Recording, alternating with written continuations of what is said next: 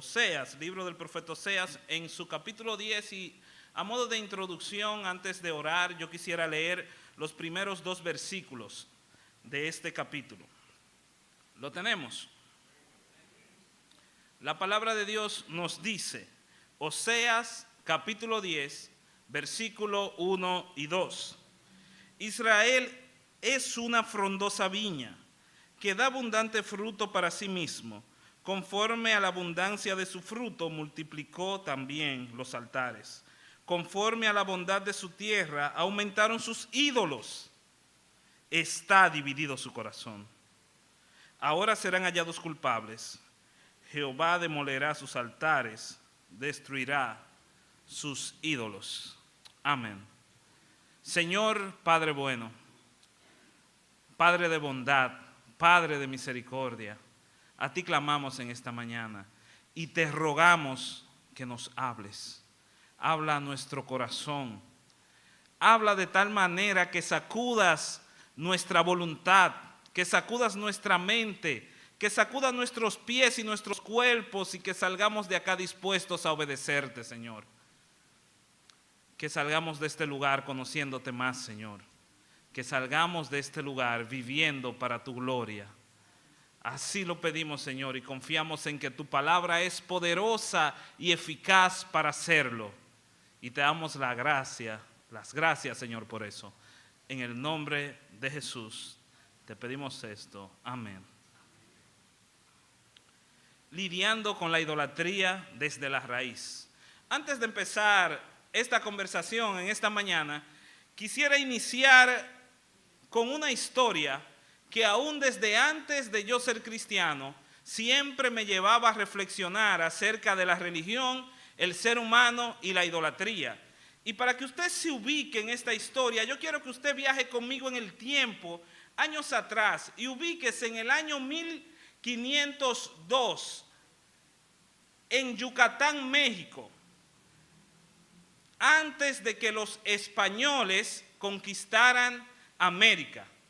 En ese lugar de México viven comunidades aborígenes que los arqueólogos los llaman las tribus de los mayas. Allí, en una de estas comunidades aborígenes e indígenas, vive un joven que es un aborigen común, al cual todos llaman Garra de Jaguar.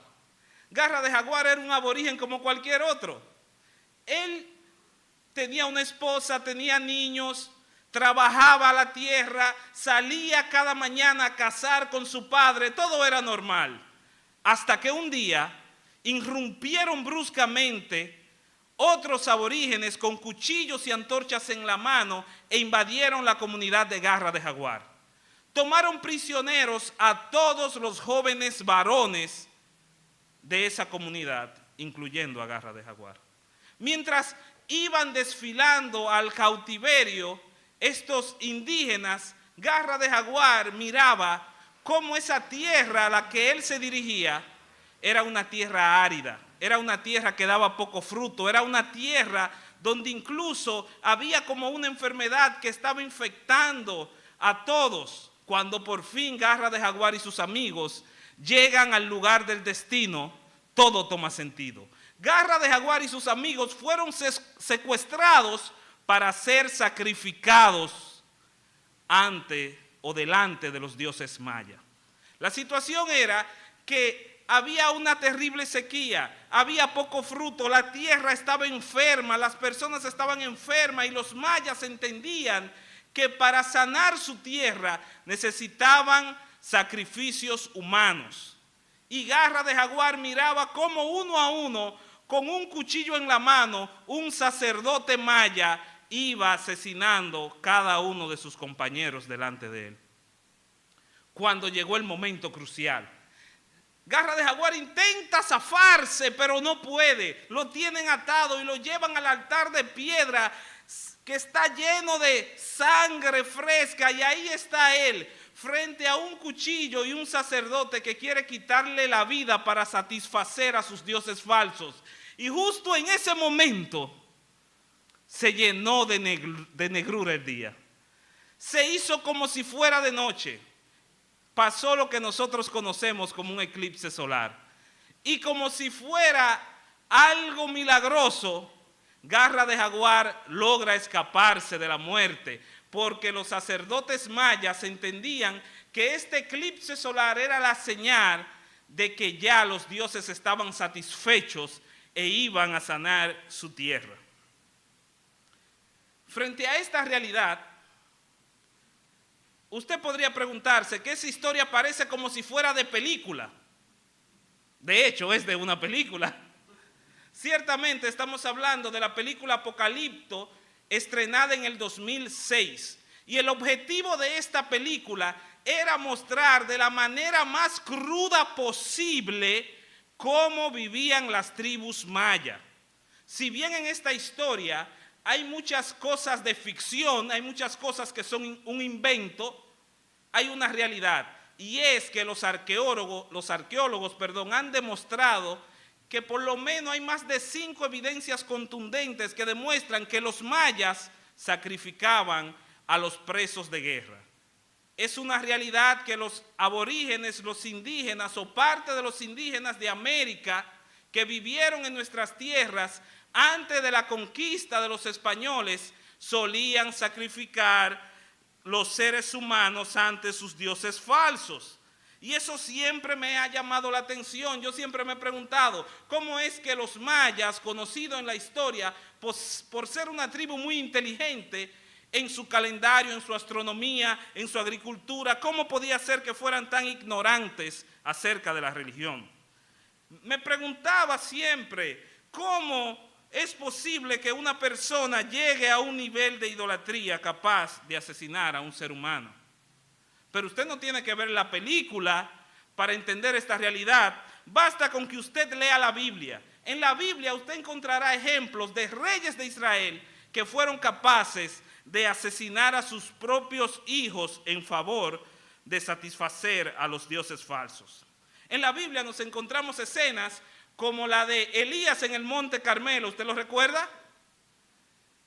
Que el Monte Carmelo se volvió como una especie de ring de adoración, donde de un lado, en una esquina, estaba Elías representando al Dios verdadero, y en la otra esquina estaban los profetas de Baal. Y dice la Biblia, allí en Primera de Reyes 18, que los adoradores de Baal o los profetas de Baal se sajeaban, se cortaban el cuerpo hasta llenarse de sangre para satisfacer a sus dioses, como era la costumbre.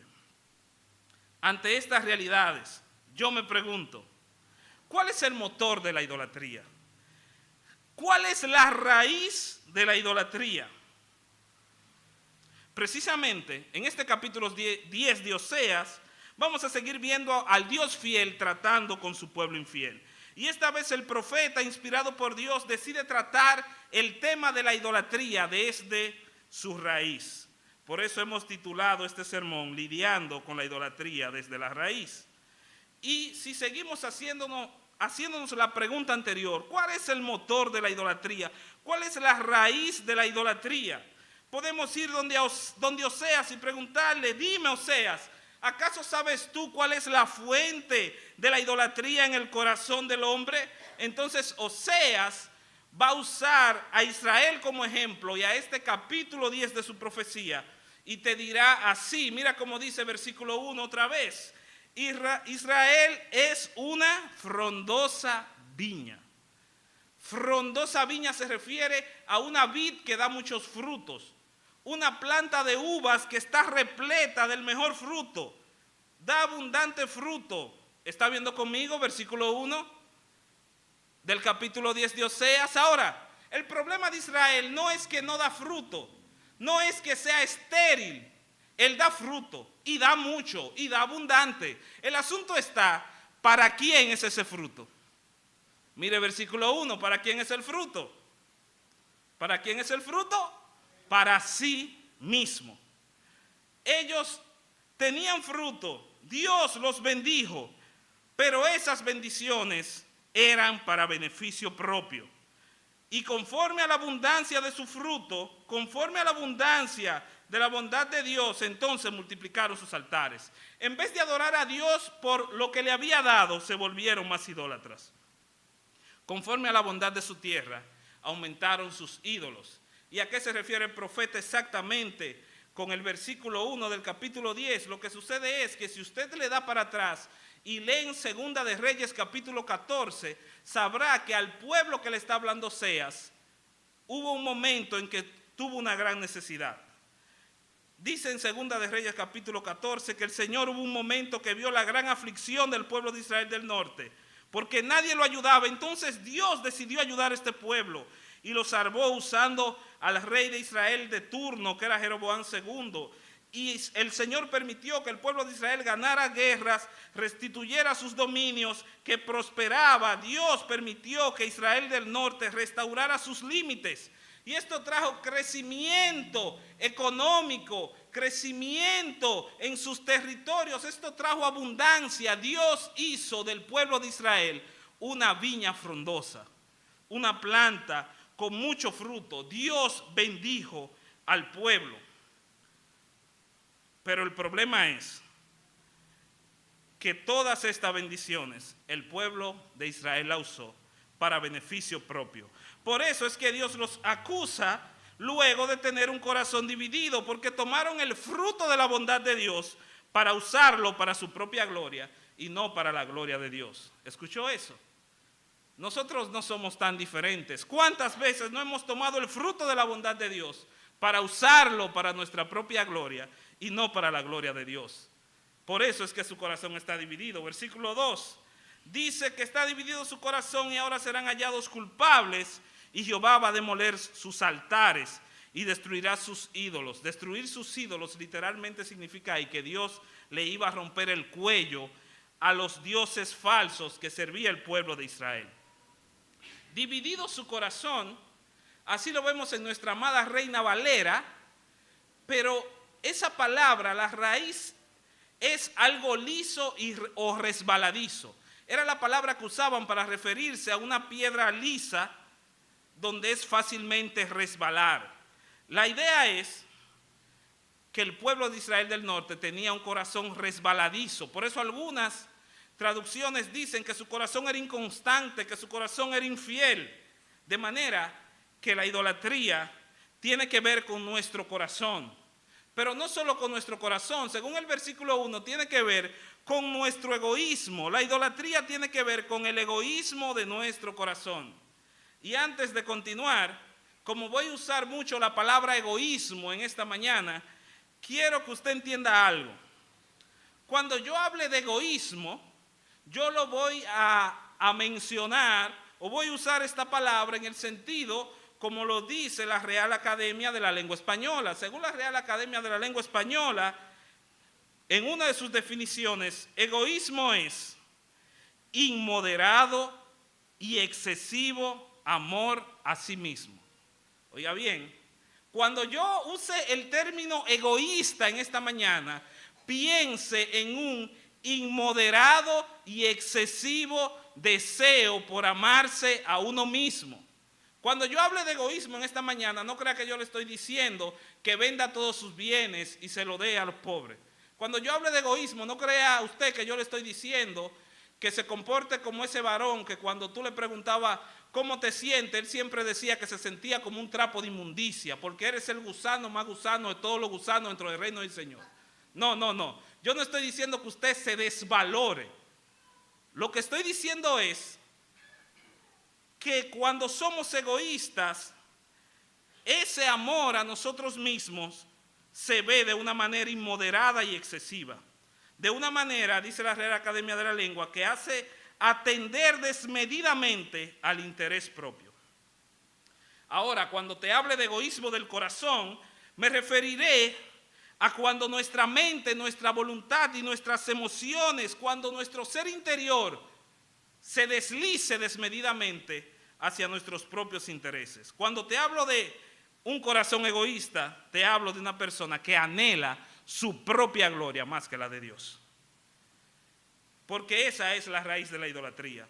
Es albergar en nuestro corazón el deseo egoísta de doblegar el brazo de Dios Esa es la raíz de la idolatría, el querer doblegar el brazo de Dios y hacer que Dios haga lo que yo quiera y no lo que Él quiera.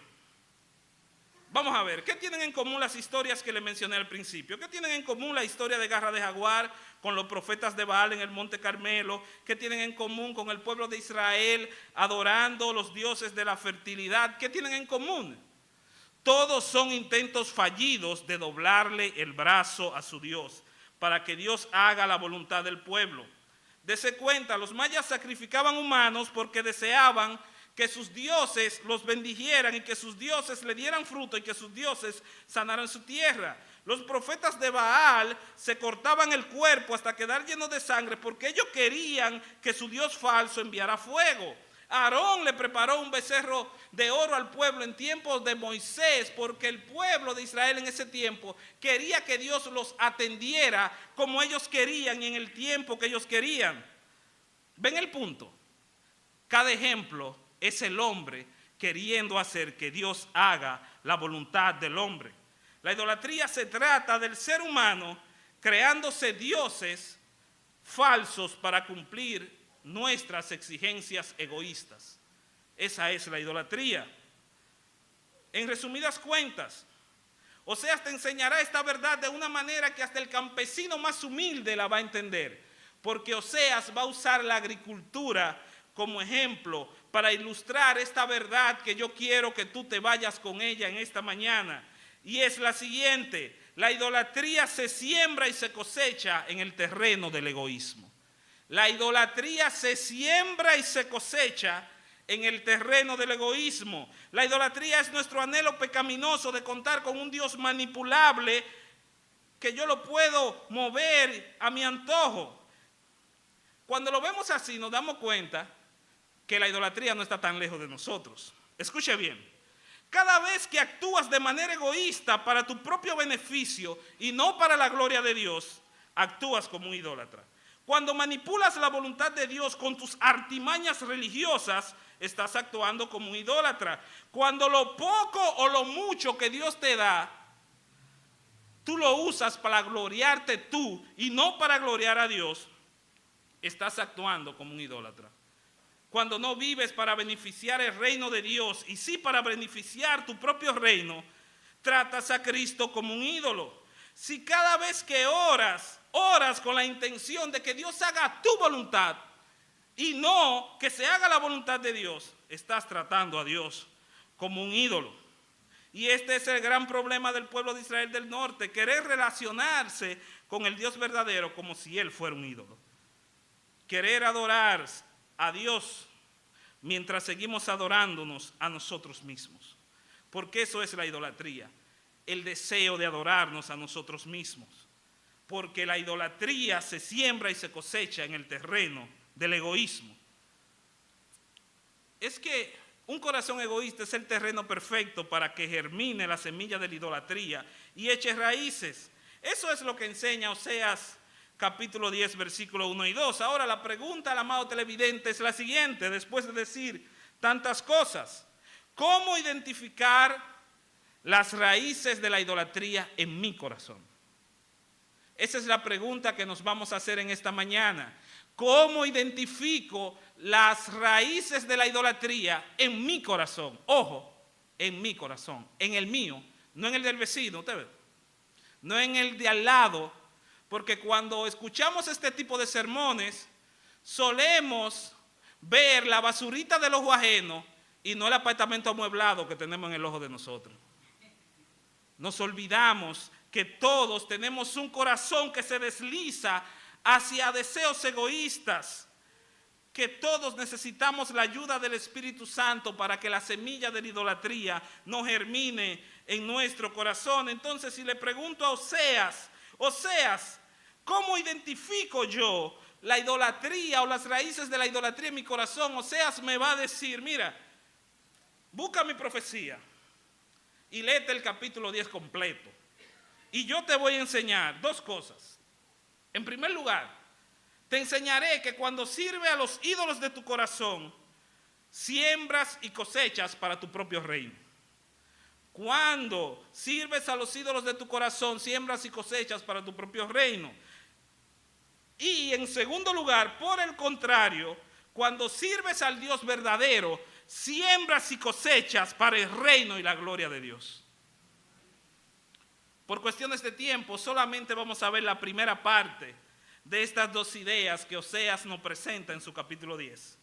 Y es la idea de que cuando sirves a los ídolos de tu corazón, siembras y cosechas para el beneficio de tu propio reino.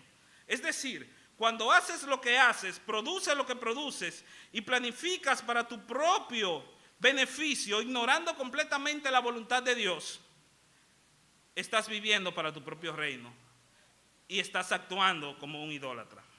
Miren, hablando de la voluntad de Dios y de enero, en el mes que estamos, yo sé que hay una cultura, hay una costumbre de que cuando cambiamos de año, también cambiamos nuestras metas y las reenfocamos y hacemos listas de qué yo quisiera que fuera de mi vida en este nuevo año, qué yo quisiera para mi vida en este 2024. Sucede que escuchando el sermón del pastor Miguel Núñez, pastor de la Iglesia Bíblica Internacional de Santo Domingo, en su sermón de fin de año, él decía algo que me llamó mucho la atención. Él hablaba de la costumbre de nosotros como cristianos hacer una lista de metas y propósitos y ponerla delante de Dios. Lo voy a parafrasear, o espero no arruinar su propia idea, pero el sentido era que él decía, mira, nosotros solemos hacer una lista. Señor, esto es lo que yo quiero para el 2024. Y empezamos. Señor, en este 2024 yo quiero, no sé, bajar de peso. Y mira que me conviene. Yo quiero bajar de peso. Ok, Señor, mira, para este fin de año yo quiero una casa nueva. Señor, para este fin de año yo quiero cambiar de carro. Señor, para este fin de año yo quiero que tú me des otro hijo, otra hija. Señor, para este fin de año yo quiero esto, yo quiero aquello y yo quiero lo otro. Y vamos con esa lista delante de Dios y le decimos, Señor, que en este nuevo año tú hagas lo que yo quiero y que se haga tu voluntad. Que se haga tu voluntad, León, ¿cómo así? Si todo lo que pediste es lo que tú quieres, lo que tú deseas, si todo lo que tú buscas es tu beneficio propio, tus anhelos, tus sueños. El pastor Miguel Núñez decía que quizás la manera correcta en que deberíamos presentarle a Dios un nuevo año es yendo con una lista en blanco y decirle, Señor, tengo una lista en blanco, escribe tú lo que tú quieres que yo haga en este 2024. Dime tú, Señor, lo que tú quieres que yo haga con mi vida. Y es viviendo en esa dinámica de perseguir la voluntad de Dios que vamos a ser librados de la idolatría de nuestros corazones. Y Oseas no se va a quedar callado respecto a este tema. Y Oseas va a seguir hablando del asunto y va a abundar en el tema y nos va a decir y nos va a enseñar que sembrar y cosechar para nuestro propio reino provoca un estilo de vida idolátrico que acarrea una serie de implicaciones a nuestra vida e incluso hasta puede influenciar en nuestro destino eterno para aquellos que no han creído en Cristo. ¿De qué manera entonces, o cuáles implicaciones, mejor dicho, tiene sembrar para nuestro propio reino y no para la gloria de Dios? Según Oseas 10, vivir para tu propio reino implica desestimar o desvalorar la soberanía del Rey eterno. Mire versículo 3, como dice. Aquí empieza ya el discurso del profeta Oseas. Aquí pudiéramos decir que empieza duramente Oseas a darle en contra de la idolatría del pueblo. Y le dice el profeta al pueblo, seguramente dirán ahora, no tenemos rey porque no temimos a Jehová. Total, ¿y qué haría el rey por nosotros? Muchos entienden que quizás ese versículo se refiere a el futuro en el tiempo de Oseas, cuando el pueblo se iba a quedar sin rey. Y entonces ellos iban a decir estas palabras. Otros entienden que quizás, como el pueblo de Israel del norte fue políticamente inestable, como venía un rey y venía otro, llegó un momento donde el pueblo de Israel dijo que venga un rey o que no venga, total, ¿qué haría el rey por nosotros? Pero lo que sí es interesante ver, que según este pasaje, hubo un momento donde la monarquía, es decir, el sistema político, el reino terrenal, no valía nada para el pueblo de Israel. Ellos le respondían al profeta como, otra vez tú me vas a venir con el cuco, que si no obedecemos a Dios nos van a quitar el rey. Gran cosa el rey. Así lo estaba viendo el pueblo. Pero cuando pensamos en esto y el hecho de que ya el pueblo no quería someterse o no le importaba someterse a la voluntad de un rey, esto también reflejaba algo que había en su corazón. Sucede que, aunque ciertamente al pueblo de Israel se le dio rey, porque ellos pidieron rey, pero el Señor en su voluntad se lo concedió. Y parte de la idea de todos estos reyes que vemos en la Biblia reinando su pueblo, parte de esa narrativa es mostrarnos a nosotros cómo debería lucir el reino de Dios, donde un solo rey es soberano y gobierna a todo el pueblo. La idea de estos reyes era que ellos se sometieran a Dios para que así reflejaran cómo debería verse el reino de Dios. Aunque en el caso práctico, en la práctica, estos reyes hicieron, en el caso de Israel del Norte, todos lo que bien le parecía y se inclinaron a la idolatría. Pero esto nos da la idea de que el pueblo se sentía autosuficiente. Yo no necesito de un rey para vivir. Yo no necesito quien me gobierne para avanzar. Lamentablemente, muchas veces nosotros nos sentimos así con respecto a Dios. No necesitamos quien gobierne mi vida. Dios no tiene que meterse en este asunto de mi vida. Total, ¿para qué yo quiero un rey? Casualmente, la semana pasada, estaba leyendo un libro del conocido escritor y teólogo R.C. Sproul, y él decía que para los países como los nuestros, que son democráticos, se nos hace difícil entender la idea de monarquía. La monarquía es el sistema político donde un solo hombre es soberano y se haga lo que se dice el rey y punto. Se hace lo que se dice el rey y punto. En ese sistema político fue que se desarrolló el pueblo de Israel. Se hace la voluntad del rey. Aunque el rey no sepa lo que está haciendo, aunque el rey parezca chiflado, se hace lo que diga el rey. En cambio, nosotros estamos acostumbrados a una república democrática donde tenemos un gobernante que lo llamamos presidente, pero el presidente tiene que someterse a la voz del pueblo. Tiene que someterse a lo que dicen los empresarios, tiene que someterse a la Cámara de Diputados, tiene que someterse a la Cámara del Senado, tiene que someterse a la opinión pública. Entonces, en un sistema democrático, el presidente no tiene autoridad absoluta. Sonaría bonito yo decir que Jesucristo es el presidente de la República del Cielo, pero eso no es así.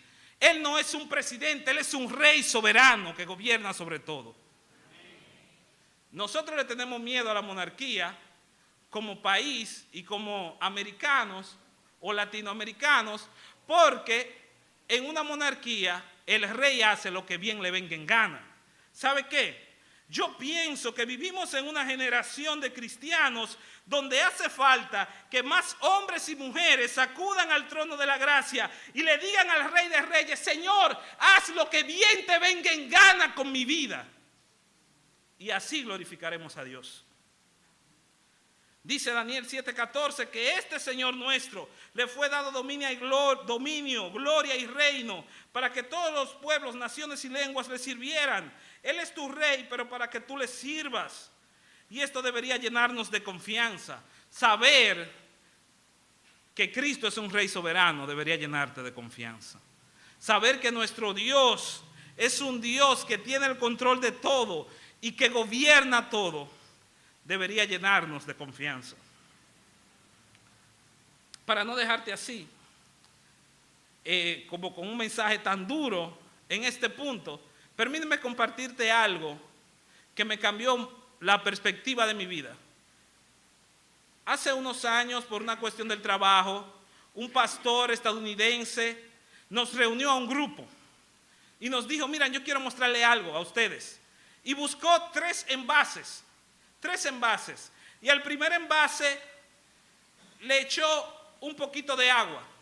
Y al segundo envase le echó un chin más de agua. Y al último envase lo llenó de agua. El pastor nos decía, mira, vamos a ponerle nombre a estos envases. El primer envase le escribió lo que está bajo control, donde tú tienes responsabilidad, donde tú tienes que hacer cosas. Al segundo, que estaba un chin más lleno, le puso lo que está bajo mi influencia, donde yo influencio, donde yo puedo motivar a las personas que hagan cosas. Y al último envase le puso lo que está fuera de control, que era el balde lleno, lo que está fuera de control. Y él nos decía, de esta parte, en lo que tú tienes el control, haz lo que tú puedas con la ayuda del Espíritu Santo. En lo que tú tienes influencia, pide la ayuda al Señor, influencia, pero en lo que tú no tienes control, entrégaselo todo al Señor porque eres soberano. Aún lo que nos parezca fuera de control para nosotros, en la soberanía de nuestro Dios está bajo su control. Estar sometidos a la voluntad de un Dios soberano debería llenarnos de confianza en nuestras aflicciones y luchas, en nuestras pruebas, porque no importa lo duro que sea estar en este mundo, el Señor siempre tendrá el control, porque Él tiene dominio y reina sobre todo.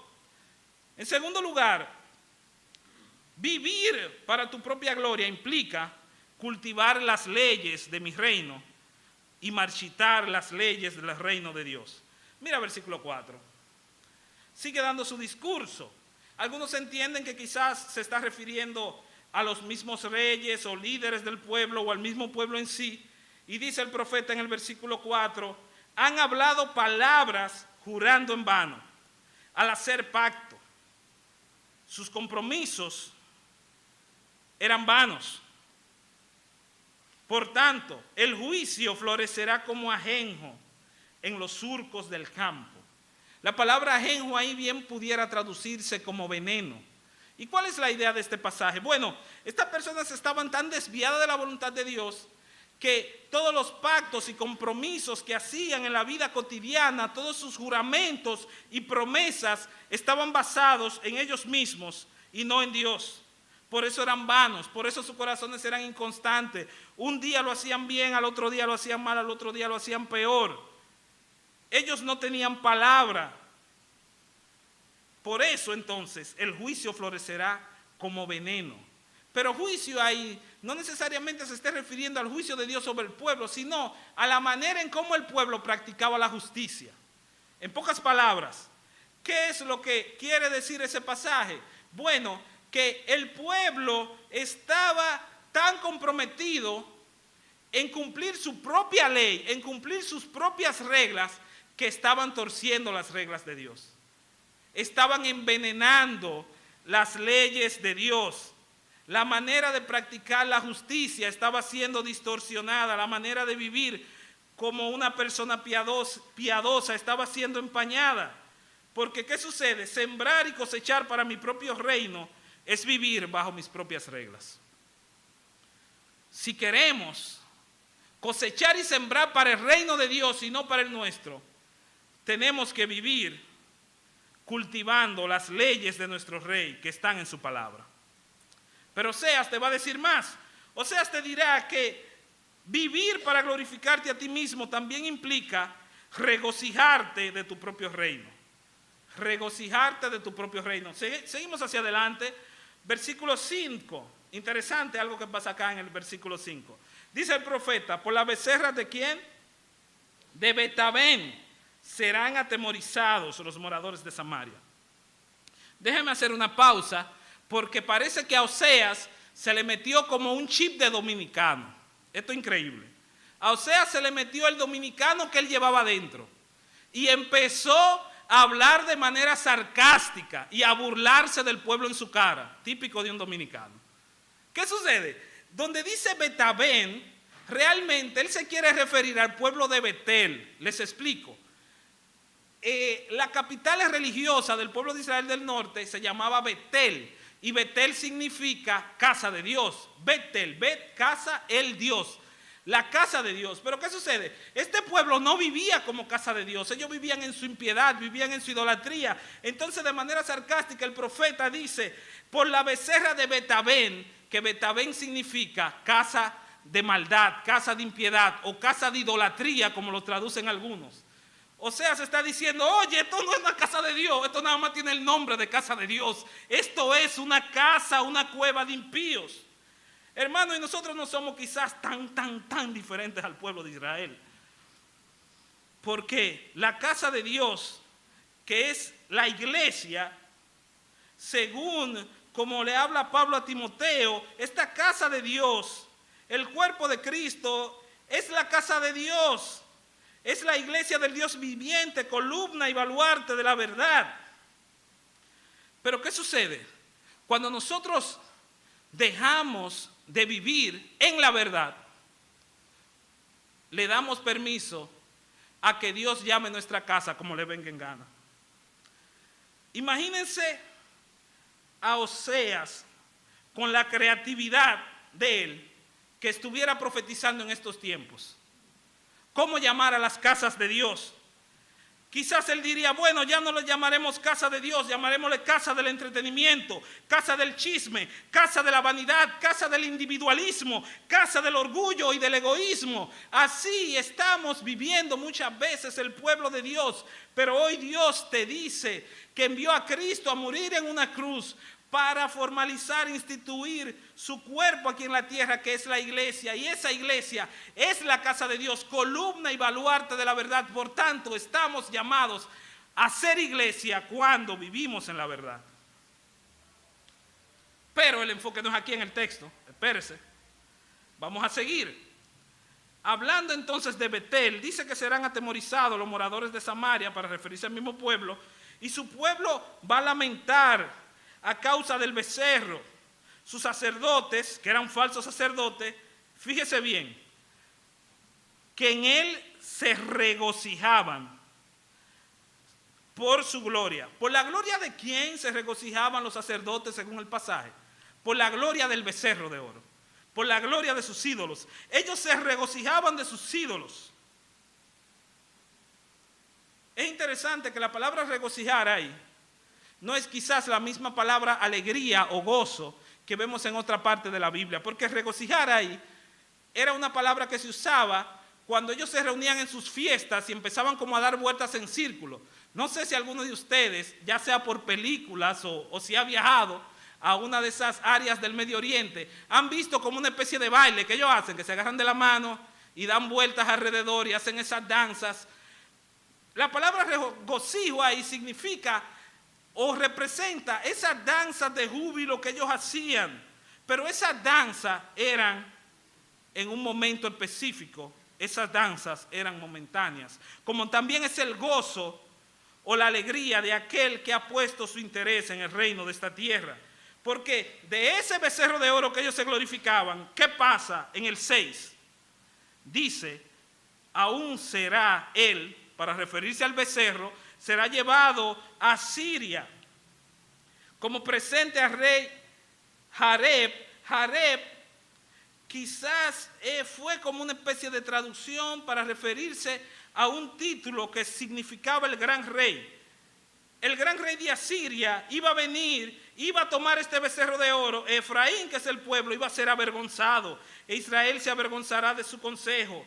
De Samaria fue cortado su rey, como espuma sobre las superficies de las aguas. ¿Y qué significa esto? Oseas, bueno, significa que este pueblo se estaba regocijando en su idolatría, en su fiesta pagana, en toda la sinvergüenzada que ellos hacían, en sus fiestas de la fertilidad, pero ellos no sabían que prontamente iba a venir el juicio de Dios y ese gozo iba a ser momentáneo.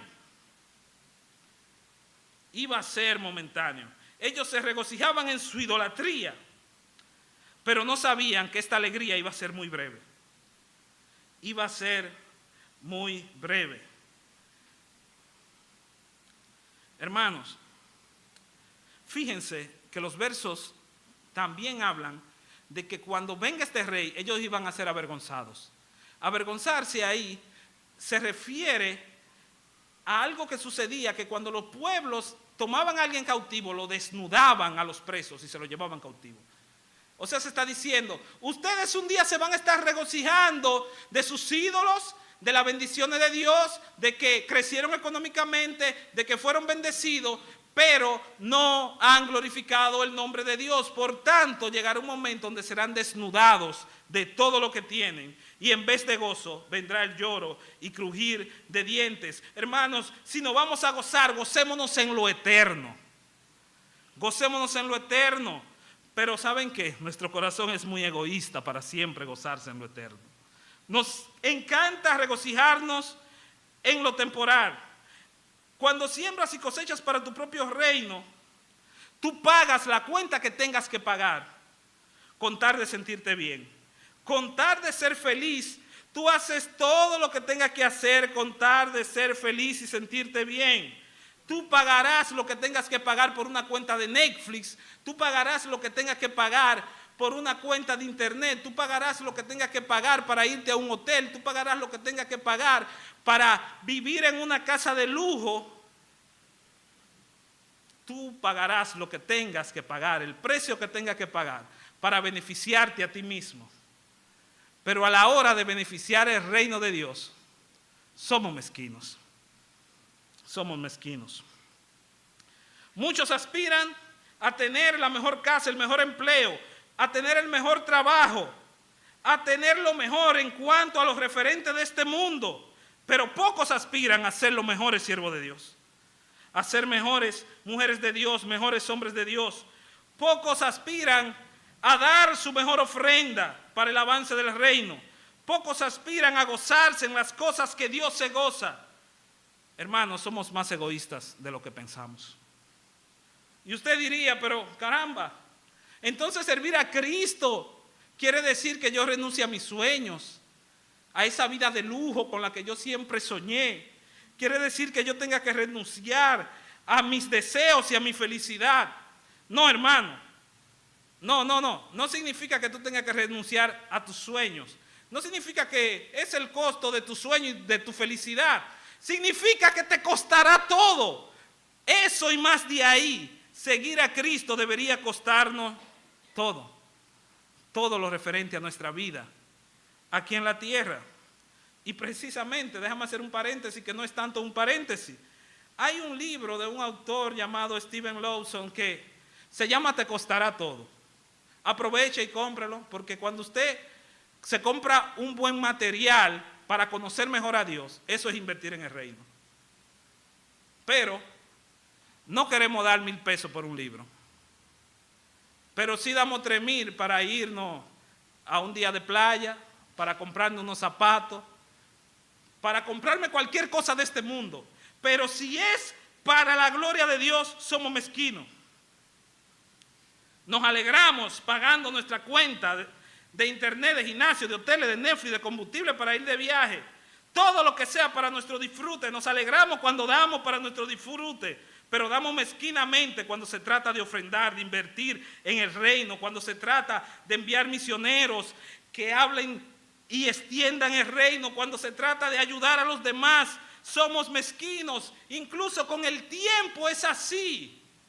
Somos mezquinos para darle de nuestro tiempo, para pasar tiempo, mejor dicho, con nuestro Señor. Pero no somos mezquinos para durar 3 horas viendo una película. Entonces, somos más egoístas de lo que pensamos, hermano. La idolatría está a la puerta. Constantemente disfrutamos más sembrar y cosechar para nuestro propio reino que para el reino de Dios. Nos regocijamos constantemente más en sembrar y cosechar para nuestro reino egolátrico que para el Dios verdadero. Y cuando hablo de reino egolátrico, estoy hablando de adorarse a usted mismo. Porque en el fondo la idolatría es eso, usted adorándose a usted mismo. Pero Osea no se va a callar. Osea se está imparable en este capítulo, señores. Ay, Dios mío, miren lo que dice ahí. Vivir para tu propio reino también implica provocar la ira del Rey de Reyes. Versículo 8. Y los lugares altos de Abén, fíjense, Oseas está tan chistoso que al principio le cambia primero el nombre. Le dice, de Betel le dice Betabén. Aquí en el versículo 8 le dice Abén. O sea, ustedes ya ni a casa llegan. Ya ustedes solo son impiedad y nada más. Los lugares altos de Abén, para referirse al pueblo idolátrico de Israel del norte, esos lugares altos van a ser destruidos. El pecado de Israel crecerá sobre sus altares. Espino y cardo crecerán. ¿Y qué harán? Dirán a los montes, cubridnos, y a los collados, que no caigan encima. No queremos ver este juicio que Dios tiene para nosotros. Si vemos un panorama general de la Biblia, notamos que esa expresión de que los collados vengan y nos cubran y las montañas nos cubran y que nos queramos esconder del juicio de Dios, es algo que el Señor Jesús ya lo había dicho en Lucas 23. Pero fíjese cómo dice Apocalipsis 6, del 15 al 16, donde se está hablando del juicio que viene contra el mundo idólatra que le ha dado la espalda a Dios. Dice en Apocalipsis 6:15 que los reyes de la tierra, los grandes, los ricos, los capitanes, los poderosos y todo siervo y todo libre se escondieron en las cuevas y entre las peñas de los montes. No podían aguantar la ira de Dios. Y decían a los montes y a las peñas, la mismo que vemos en Oseas, decían a los montes y a los collados, caed sobre nosotros, escondednos del rostro de aquel que está sentado en el trono y escóndenos, Señor, o no sé quién sea, pero que alguien nos esconda de la ira del Cordero. Ese es el destino de los que deciden vivir una vida idolátrica que le da la espalda a Dios. Amados, es probable que entre nosotros haya personas que realmente no hayan conocido a Cristo. Es probable que pensar en lo que nos enseña Oseas aquí nos lleve a meditar y a reflexionar si realmente creemos o no. La idolatría es algo serio. Este es el destino de los idólatras. Este es el destino de los que siembran y cosechan para su propio reino, ignorando la voluntad del Rey Supremo. De manera que hoy, ya sea que estés en duda, ya sea que estés convencido de que nunca has creído en Cristo, te aconsejo, te imploro, te recomiendo, acude al Rey de Reyes, que Él siempre está dispuesto a perdonar. Según Oseas 10, vivir para tu propio reino implica una declaración de guerra contra el reino de los cielos. Aquí terminamos, 9 y 10. Versículo 9 dice, desde los días de Gabaá has pecado. Se refiere a ese tiempo que estuvimos hablando la última vez que estuvimos tratando Oseas desde acá. Ese tiempo entre los jueces donde cada quien hacía lo que bien le parecía en el pueblo de Israel. Entonces en Gabaá se dio un pecado atroz. Entonces hubo como una especie de guerra civil. Y dice el profeta, aludiendo a ese tiempo, oh Israel, allí estuvieron, no los tomó la batalla en Gabaá contra los inicuos, y los castigaré cuando lo desee. El Dios soberano castiga cuando Él quiere, cuando Él quiera. Y los pueblos se juntarán sobre ellos cuando sean atados por su doble crimen. El pueblo de Israel pecó en los tiempos de Gabaá y como consecuencia de su pecado, hubo una batalla interna donde murieron muchas personas. Eso era parte del juicio de Dios porque el mismo Dios dice y expresa en su palabra que Él estaba en medio de esa batalla. Esto nos debe llevar a reflexionar de que cuando vivimos en contra del Rey Eterno, o dicho de otra forma, cuando vivimos ensimismados en nuestro propio reino, cuando vivimos para nuestra propia gloria, el problema no es que solo estamos viviendo para nosotros mismos de una manera egoísta, porque si fuera así, solamente fuera un problema moral. No, el problema es que cuando tú vives así, estás viviendo en contra del Rey soberano del universo, que puede castigarte cuando Él quiera. Estás en una guerra en contra del reino de los cielos. Él dice que lo castigará por su doble crimen. Algunos autores piensan que era por los dos becerros, porque había uno en Dan.